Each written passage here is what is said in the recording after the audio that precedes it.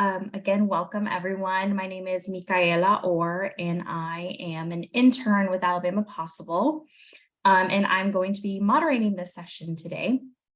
And so thank you so much for joining us. This breakout session, Building Relationships in 160 Characters, College Advising via Text and Digital Tools, is focused on the conference theme of student success in post-secondary education. Our presenters are Sean Morin and Taylor Munoz from Get Schooled. Their bios are published on the program. And so before we get started, we will have some time for a Q&A at the end of the session. So if you have any questions, please put those in the chat. Also, before the end of this session, I will put a link to the survey. And so if you could please fill that out. It's 2 questions. And then last but not least, we have 2 speakers today. And so if you would not mind just making sure that your microphone is on mute while they are presenting, and then I think that's it. So I will pass it on to the both of you. Amazing. Thank you all. And thanks for being here, and thanks for having us at the conference. We'll get into a little bit about us. And so this is an intro slide, as you already know what you're here for. So we're going to talk a little bit about texting and digital supports for young people. But first, we will introduce ourselves. I'm Sean. I'm a senior program manager at Get Schooled. We'll get into more about what Get Schooled is, but we're a national organization, so we work all across the country.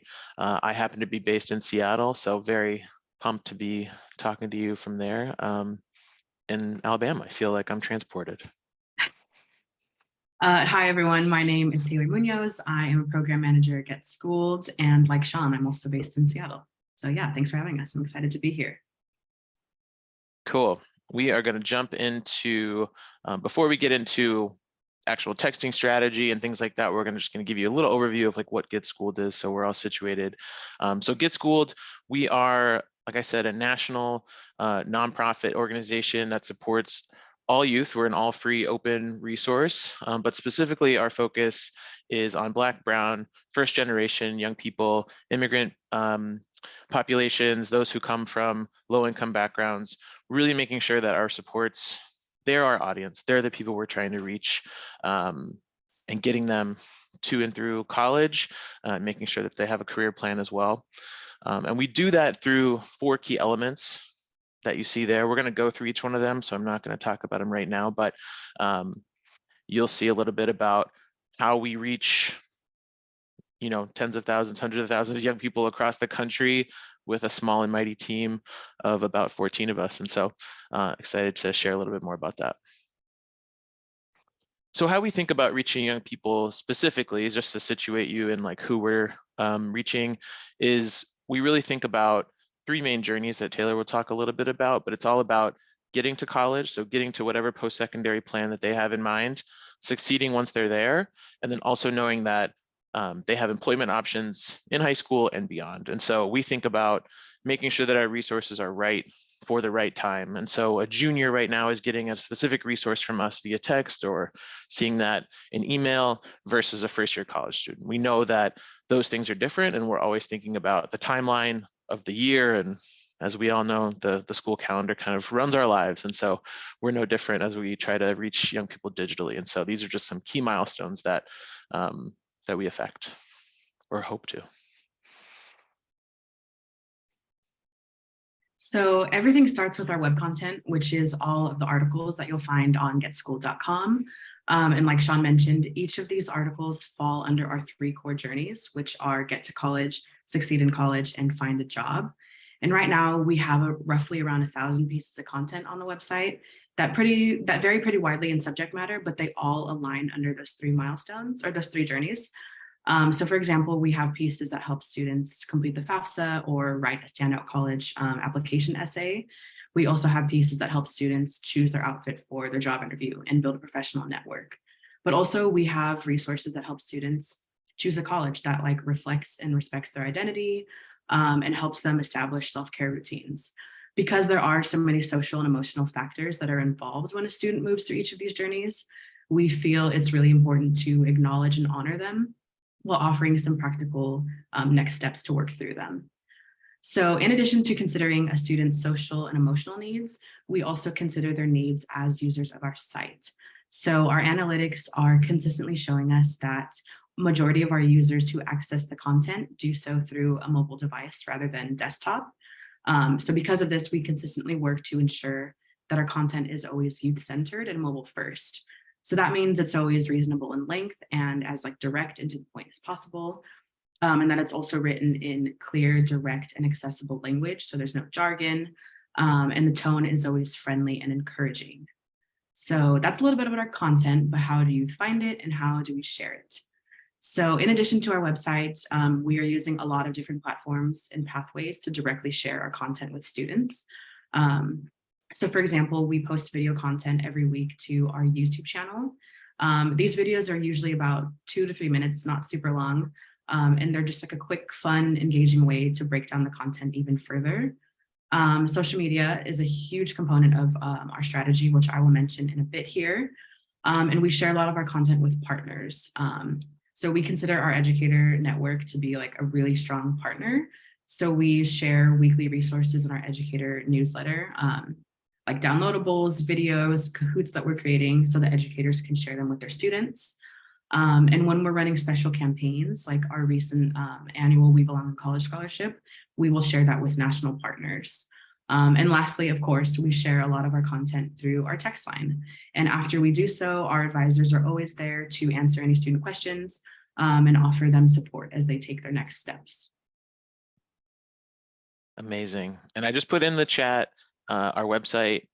Taylor and I were saying we're the cool teachers. Like, you should be on your phone right now. Like, look at our website, follow us on social media. So everything's GetSchooled, getschooled.com, @GetSchooled. You'll see a little bit more about that, but feel free to browse. You know, it's all open and free. So, so Taylor just broke down exactly the 1,000 pieces of content on our website, videos that go with each one, social posts that go with each one. It's a ton of information, and that's all open and free, and there'll never be an ad on our website or anything like that. And so that's kind of like the fire hose of information that we have. And then we need to narrow it down a little bit to get to young people, to meet them where they are. And so our individualized kind of digital support is really kind of how we do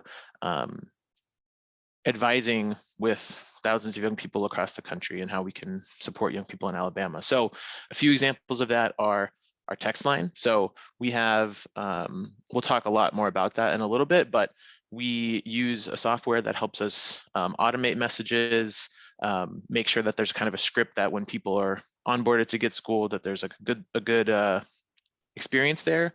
And then there are real advisors that are monitoring that at all times to make sure that young people are getting the answers that they need in a timely fashion. And so that's a huge way that we're reaching young people.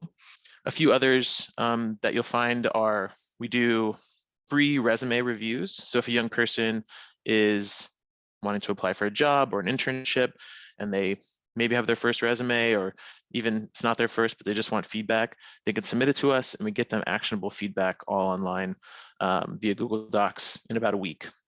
We do the same for college essays. So if you have young people who are bringing essays to you for scholarships, for college applications, we do a ton of those in the high season especially, but all year round.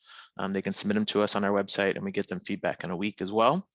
And then we're always finding scholarships like Taylor mentioned, and then making sure that financial aid is really kind of the biggest need that the young people that we serve are asking for. So making sure that they have the information they need to fill out their FAFSA, to fill out any sort of state specific financial aid that they might have. So that's how we take the big bucket of content and make sure that it's specific to each young person that we hope to reach. So as I mentioned earlier, social media is a huge part of our strategy, and it's a huge priority for us. So because of that, we put a lot of intention and care into it. We are active on most major social media platforms, as you see, Instagram, TikTok, Twitter, Facebook, YouTube. And we're sharing on these platforms weekly and some daily. And our team uses a variety of different strategies to meet youth where they're at online. So this includes things like using trending sounds and ideas for Instagram Reels and TikToks. We use targeted and geo-specific ads. So for example, this past fall, we ran targeted Snapchat ads in the state of Texas to increase FAFSA awareness and to encourage students to sign up for our FAFSA text line. We also run a lot of our campaigns over social media to increase engagement and awareness. So like I mentioned earlier, our annual We Belong in College scholarship just ended this past week, and that was ran primarily through Instagram and TikTok.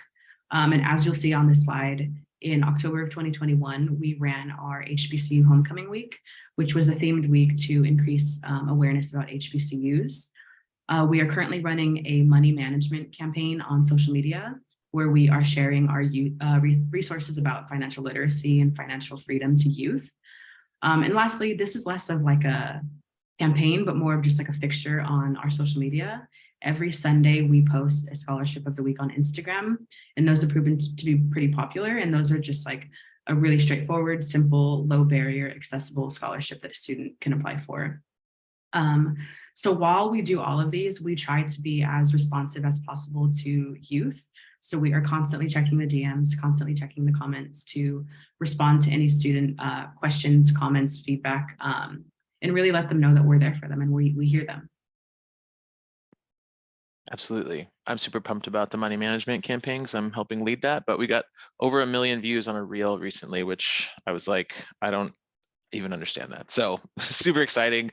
And I've worked for lots of education-based nonprofits over the past 14 years. And what I love about Get Schooled is, we are trying to fill that gap of what a lot of nonprofits or college access organizations, I feel like the first thing that folks don't have funding for is communications and like getting information digitally to young people. And that's the kind of gap that we're trying to fill, and we're trying to enhance the things that the people on the ground like you all are doing.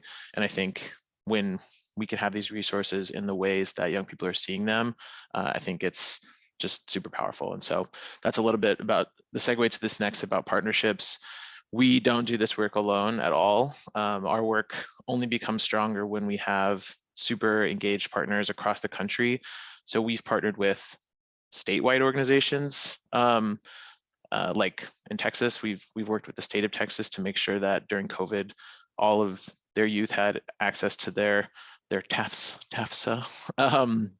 And then we work with smaller nonprofits also that are thinking about specific populations. So think of us as a organization focused on foster youth, and we were trying to figure out how to work with them to reach some of the hardest to reach young people whose phones are often changing and things like that. And so our resources are all out there, it's all free. And I always say, like, they're only as good as people can vouch for them and realize like it's real humans behind it who have a background in college access, career access.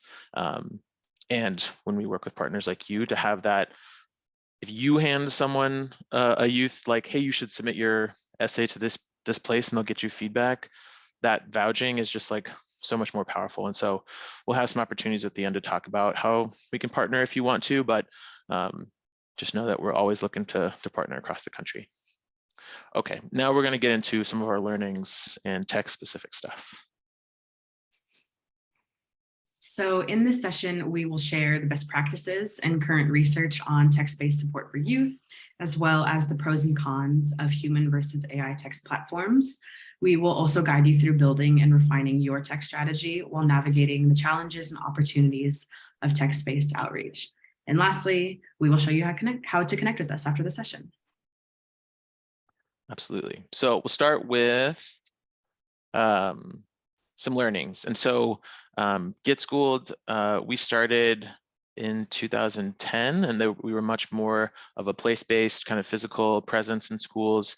And then about 7 years, we went to a more digital support system, and we started our text line in about 7 years ago. And so I think in 2020, we saw a huge need. Everyone was like, oh man, we're all in our homes. How do we reach young people? And a lot of people have started doing text lines, which is amazing.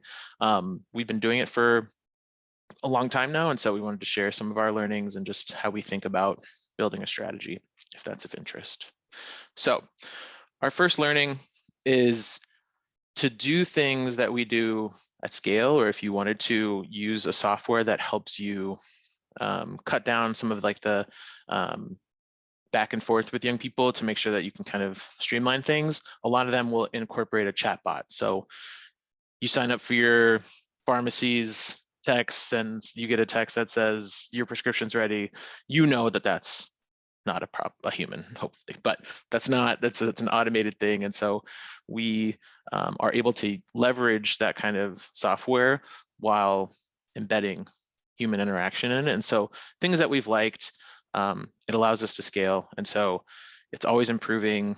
The software is getting smarter in a not terrifying way, I swear, and letting us reach more young people.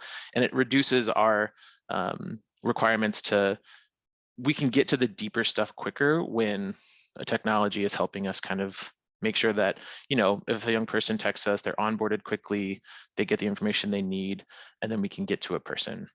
And most young people, they are very well aware of chatbots and things like that. If anything, when it's clear that it's a person on the other line, they're a little bit like, whoa, I didn't realize this was a real person. So we get lots of requests to like play online games with them and things like that. And we're like, we can't do that, but we can get you signed up for your FAFSA. And then they're like, oh man, I didn't realize you were a person. So that's things we like. What's been difficult, I think the biggest one is cost. It costs a lot to run something like that. So as a nonprofit, we're always fundraising to make sure that we can keep doing that. There are totally different, we'll get into a few software options, but there's a whole scale of ways that from low barrier to higher cost ones for sure. When we have more and more people on there, it becomes, the chatbot isn't perfect. If someone signs up with the wrong word, it might get the wrong script or something like that. So those things aren't always perfect. When you're building relationships one-on-one, is obviously a little bit different. And then we're always trying to think about our audiences. And so sometimes just making sure, like, is this a junior or is this the junior's parent who is texting in on behalf of the junior and they're asking us specific questions? And sometimes we're having to weed through that kind of information. So there are 3 components to shaping behavior over text, which are connection, ease, and empowerment. And when we say shaping behavior here, we just mean getting a student to do something. So for example, if you were to send a reminder text to your students about an upcoming college application deadline, and they message you back a few days later to say that they met that deadline because of your text, that's behavior change. So the first component is connection, and building connection and relationships over text is super important. It'll give members of your text line a sense of belonging. It might make them a little more inclined to answer and open your texts, and it'll help them remember that you are someone who is there for them and genuinely invested in their success. So as much as we can, we try to connect our text nudges and reminders to what their peer group is doing at the time. It's really important for them to feel like they have a sense of community and belonging, and that they're not navigating these huge processes and milestones by themselves. So in addition to sending these text nudges and reminders to complete some important action items, we also just send regular like check-ins and pulse checks to just see how they're doing and offer our support as needed. And that kind of leads into the next component, which is ease. So like I said, we are sending a lot of check-ins and nudges just to check on students and see how they're doing. And it gives them a chance to engage in a pretty like low stakes and simple way. So for example, we will send a text like, hey, have you completed your FAFSA yet? And they can respond with either 1 or 2, 1 meaning yes, 2 meaning no. We will sometimes do the same with emojis. So this past fall, we sent a text to our high school seniors, and we asked them to send an emoji that kind of like represented how they were feeling about starting their senior year. So when you make your asks like timely, simple, and pretty low barrier and hassle-free, you may be able to expect some more engagement. And the third component is empowerment. It's super important for youth to feel like they're in charge and in control, even when they're interacting with your text line. And there's definitely chances to build in like some choice and some autonomy in your text line. So for example, every so often we will run some text courses over a text line. And the purpose of these courses is just to like teach students something new and help them gain some valuable skills. So for example, if we run a text course about jobs, we will text them on the first day and let them choose out of like 3 or 4 options what they want to learn. and whatever they select will impact what they go on to learn throughout the rest of the course. So they still have some options there, and they're able to choose what they want, even in a structured environment. Absolutely. So to go back to partnership and some of the things that have kind of bigger picture worked for us and challenges. And so, we run our own text line. So we have youth who join us that see us on social media, and there's a number that they can text to join us. And other times we work directly with a school district or a college or a statewide organization or a CBO to have their youth onboarded onto our text line. And actually, we will work with the organization to build the scripts to make sure that our milestones that we're sending to that particular audience is reaching them specifically. And I think those kind of partnerships are by far the most impactful, because it's us getting very specific information to a very specific geography based on the needs that you have for young people in your state. And so that kind of segmentation is really important. I think that just creates a little bit more of what Taylor was talking about with, it's easier to have ease and empowerment when we know exactly where that young person is and what they need at that time based on the experts in their field. And then what always works is making sure that we are not using jargon. Everything on our website, every video, none of it is for the policymaker. None of it is for the adults, really. It's for the young people. And so we actually have, Taylor runs our Youth Advisory Council. That is a group of young people that commit a year to working for us. Like, they get paid for their time, they're getting a great experience, but they're giving us the lowdown, the real on like that's not going to work, or this is going to work, or you have a gap in things here, we need to know more about X, Y, or Z. And so they're keeping us honest, which is great. Challenges, it's gathering reliable student data. So, we are an opt-in for the most part organization. And so youth can share with us what they want. We don't ask a ton because we want it to be super low barrier. We don't want kind of data overload. And so that is sometimes, it's good because it allows young people to have a low barrier to entry, but sometimes it doesn't give us the depth of information that you might have if you're working one-on-one with a young person in a school. And then tracking longer term outcome with a partner, that really depends on what that partner can track, because we're not, we use surveys and things like that to get information, but we don't actually specifically track, like, did this person do X, unless it's within a specific kind of campaign. So what this means, this is just we'll have something at the end that you can sign up to learn more if you want, but we're always looking for partnerships. That could look like you signing up for our educator newsletter. That is a weekly newsletter that, shout out Taylor, writes with no more than 3 resources every week that are timely. You're going to get that in your inbox, totally low lift. And then we have deeper partnerships that, like I said, we can share information, we can share student information, potentially at least phone numbers. We can, target social media ads to that area, things like this. There's lots of depth that we can build with young people or with organizations to reach the specific young people in your area. So those are some things that we've learned. And now we're going to turn to building and refining your own text strategy. So whether or not you have a text line or want to build one, I think that these next 5 or 6 steps that we'll go through are really just like kind of communication strategies. So whether it's you're trying to get young people to come to an event or you're trying to build a statewide texting platform, I think that these are applicable to both. And so we'll kind of walk through those. So the first step is your why. You got to know, why do you want to text? If you are going to text, or if it's for an event, like, what is the communication strategy that you want to do? And really making sure that you know that before you start, because it might not be the right medium to reach them. And so for us, just to share, Get Schools, which you've already pretty much heard about, but it's our way to personalize engagement. We take our website, we take all that information, and we can deliver it to someone's phone. There's something very personal about that, even though it's through a digital means. And we're able to check on youth wherever they are and make sure that they can reach us at any time. So even when they have a question and they've left school and their college advisor isn't there because they're at home now, they have someone that they can text. And so that kind of connection, that kind of advising that supplements what they're getting in school is really our why. So now that you know your why, it's time to decide what kinds of texts you're going to send and when you're going to send them.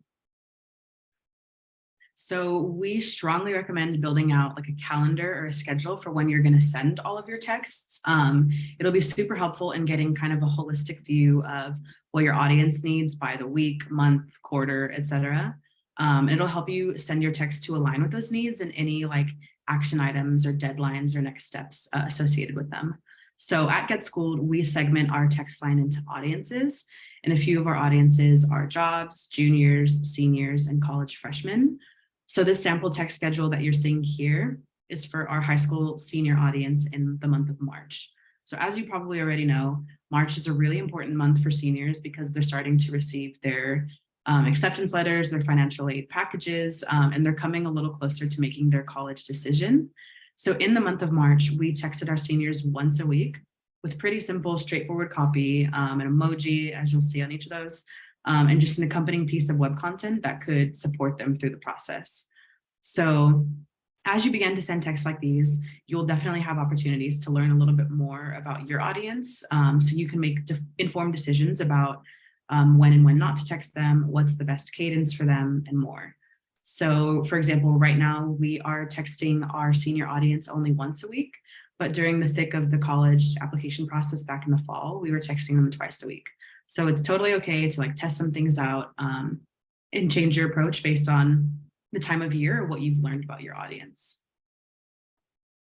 Yeah, and I'll just add that in partnership, so when we're working with another organization, this is exactly the kind of stuff that we would build out together well in advance to make sure that we knew the right milestones we were hitting, we knew the right cadence and things like that. It's super important to, when that's all planned out, it makes the reaction and the depth of the interaction with young people even better.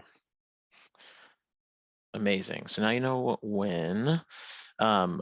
So now you think about how you're going to reach young people. So I'm going to go through a few like text hows, but I think to go back to my original point is like, even if you weren't doing a texting strategy, you were just trying to communicate something to a group of parents, students, the how you're going to do it is super important. So is email the best way? Is text the best way? Is having an in-person tabling event the best way? But really thinking about like, it's probably a mixture of those things, but we'll focus on our text how for now.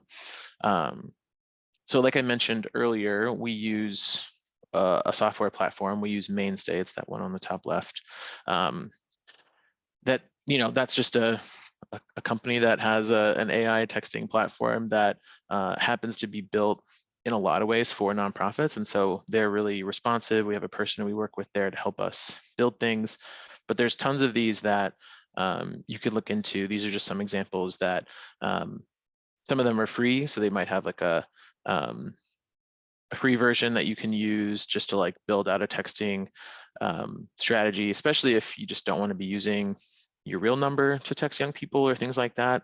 A lot of these will basically set up a phone number for you so that it's going through that rather than doing it on your phone. I will say, when we say texting platforms, we're using computers to do that because it's on a software like that. We're not actually individually breaking our thumbs texting all the young people. And so it's sent out through that. But, things to consider, especially for the free versions and things like that, is what's that user experience going to be like for the young person, what the cost is, who's going to run it. I think we have a dedicated person who oversees a team of folks that run this, and he's amazing. We probably need like 4 of him, but I think he's doing a ton of work on making sure that all of the young people are getting served. So really thinking about like who's in charge is super important.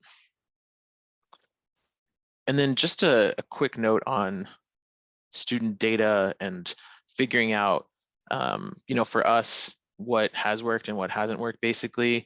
So there's 2 ways that young people will sign up for our text line. Say they either opt in, so they see a QR code or they see our number 335577 and they will text us. So there's a level of empowerment in that they're taking the step to say, yes, I want to sign up for this, this service. And so I think those folks will have the kind of highest intention with us. And so usually higher engagement.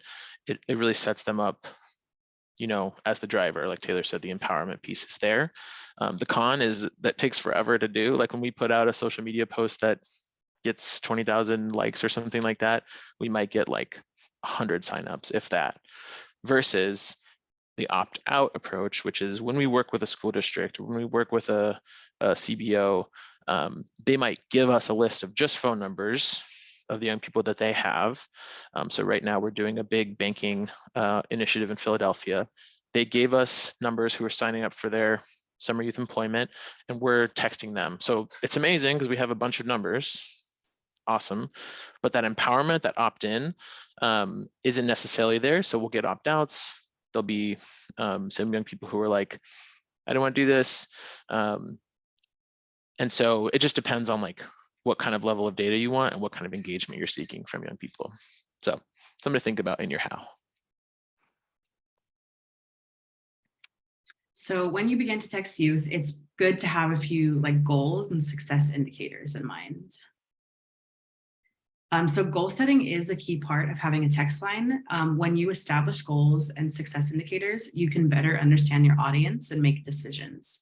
And at Get Schooled, goal setting and data analysis is really important to us. And it's been super helpful as we continue to grow our text line. We regularly track text open and reply rates to help inform our approach.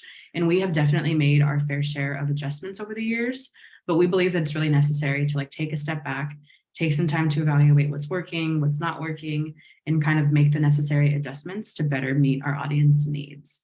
So on the slide, you'll see a few sample goals that Get Schooled would hope to achieve through our text line. And then underneath those goals are concrete percentages or like numerals that would show us that we've met that goal. So for example, under goal number 1, we want students to have knowledge on all of their post-secondary options and how to get there. And we would know that we've met that goal if and when 80% of students respond to our annual impact survey, which we always send over text, and to tell us that they had a better understanding of their post-secondary options. Absolutely. And some of these goals could be like, if let's say, like to your point earlier, Taylor, of like, you got to try some things out and see if it's too much. So let's say you were like, we want to send 2 texts a week and we'll see how that performs. Like we're going to see how many clicks we get on, or how many open rates, how many people actually open the text if we send 2 a week. And then in a month, we're going to send 1 a week and see if those are bigger. So see if those numbers are better. And I think those are the kind of things too that we're always trying to figure out, like what's actually working, when are we too much? And so that's more goals to think about for sure, outside of the outcomes that are obviously the most important. Can I just add one more thing, Sean? Yeah. I think it's also really important to like have a dedicated space where you can talk about this data openly. Like for example, at Get Schooled, we meet every other week, and the person who runs our text platform will kind of bring in some data and some like open rates, reply rates, and we talk about them as a team. And I feel like that's really helpful because we can like bounce ideas off each other, like hypothesize a little bit, like someone will have an idea and everyone's like, oh my gosh, yes, we should try that. So I think just like having a dedicated space where you can talk about it and kind of just like, yeah, have a free discussion about it. I think that can definitely be a helpful approach as well for your strategy. Yeah, and it's a great call out. And I think we do that with when we have a kind of dedicated partner as well. We'll have regular check-ins where we're kind of building out that exact back and forth too. It's a good point. All right, we're coming to our last strategy to think about. So the last one we think about is like, who's not going to be served by this strategy? So whether, again, if you're texting, if you're emailing, if you're on social media, who's not seeing this, and what's the strategy to get there? And so I think a good example for us is, or a partnership that comes to mind is that one I mentioned earlier with Think of Us, which is an organization helping foster youth. We knew that their phone numbers changed every like couple months. And so if we were just serving those young people, our texting strategy for 1 month would be basically moot the next month because our audience would have changed based on their number. And so we had to work super closely with that organization who had those in-person relationships to make sure that we were like getting updated information at all times. And so that was like a very intense partnership. And in a lot of ways, we were adding capacity to them and they were adding capacity to us. And that was like a perfect kind of like win-win.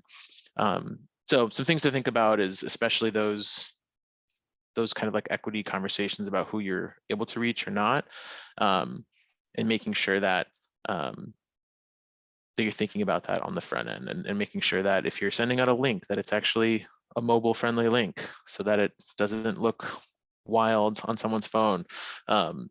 And so things like that. So making sure that all students are being served, and if your strategy can't serve all those students, who's the partner that's going to help you get there? So those are our strategies for building your tech strategy, your communication strategy. We would love to partner with y'all. And so that QR code should bring you to the sign up for our educator community. And so, like I said, that there's a weekly email that goes out with, thanks, it's in the chat as well, that you can sign up for. It's totally free. And we also, in addition to the Youth Advisory Council that Taylor leads, we also have an Educator Advisory Council. That's participants from across the country who are college advisors, nonprofit leaders, really frontline staff that are the similar thing, giving us the lowdown on what they actually need and what struggles they have and how we can help. And so we'd love to see you on that community. There's our emails, and that's all she wrote. Taylor, anything else that you wanted to say? Yeah, I think in addition to the educator newsletter, which is sent every Tuesday, when you join our educator community, you get access to our digital content library, which is basically just like the back end, like all of our resources all in one handy place. And you can search by topic or like time of month. And we are also sending through the educator newsletter every month resource maps. So those just kind of lay out, like if you remember at the beginning of the presentation when Sean was talking about milestones, they kind of lay out student milestones by month. So we send one per month. We sent April's at the very end of March, and it is just like really helpful in educator planning because we've broken down like, here's the milestone, here's an article, here's a video, here's a downloadable you can share with your students, or here's a Kahoot that we made that you could use in your classroom to kind of like support the learning. So there's definitely more resources for educators besides just the newsletter. So I really encourage you to sign up. So yeah, thank you so much. Good call. Yes, thank you both so much. And we do have just a few minutes before the session ends. And so if you do have a question, please feel free to put that in the chat or unmute yourself if you would like to do that. I will just say, I've used the resources from Get Schooled before. And one of the things that I really love is the scholarship list because you can filter through everything, which is so nice. And just trying to find like the perfect match for a scholarship can be really difficult without those resources. And so it's great that y'all have so many things to offer educators. So that's awesome. Thanks. Yeah. And so I don't see any questions coming through. And so I guess